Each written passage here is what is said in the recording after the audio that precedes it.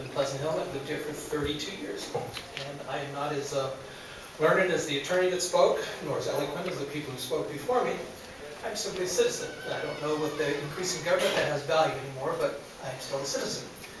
And what I see is confusion.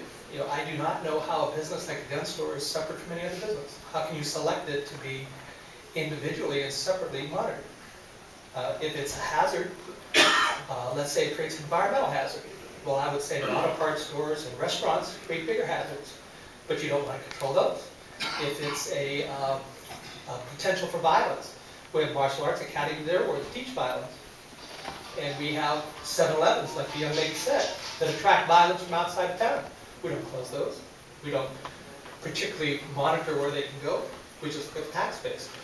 I don't have an FFL license. I don't own a gun store. I'm not here as a friend of a gun store. I don't have a particular interest in the city tax base. You people are elected for that. You do an excellent job. So I don't really have an axe to grind. So I came here and I say to myself, out of confusion, I want to look at what is right and what is wrong. The young lady who was the attorney that said that potentially we may have a problem in the future. Well, I've been told by environmentalists that the sun's getting hotter, so should we all live underground? Because potentially we may have a simmer. She told me that 28 cities, and she named several, have gun laws. There's 100,000 that do not. I mean, not gun laws, everyone has gun laws, but have legislation against gun stores. There's 100,000 cities who do not. She said that the local cities around us don't have gun ordinances, or don't have gun stores, or have an ordinance against it. I chose to live here for those reasons, and other reasons. But actually, the city council has really swayed me in this argument because I was confused. I'm a sportsman. I've been a sportsman since I was 4 years old. I'm now a lot older than that. I can barely remember the youth of that. But you have a representative that shows up, and he did not bring a flower on his hip. He brought a gun. I assume he bought it in a gun store. If you bought it in a back alley, my argument's going to be definitely cut.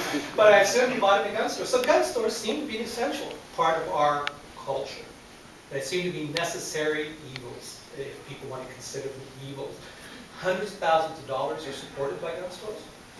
Countless forms of entertainment are supported by gun stores. And I shouldn't tell this part of the story, but in my misbegotten youth, I worked for a legal investigator, a federal legal investigator. I worked as an investigator for a federal lawyer. And I forcibly disarmed and passively disarmed many, many people with guns. People who were doing things they shouldn't be doing. And every time I asked them, where'd you get the gun? And never once did one of them say, I bought it legally at a gun store. Never once. And that was over 7 years of rather strenuous street activity. So I believe the gun stores are a necessary part of the economy. Thank you very much, and thank you for your attention. You've been very kind. Thank you.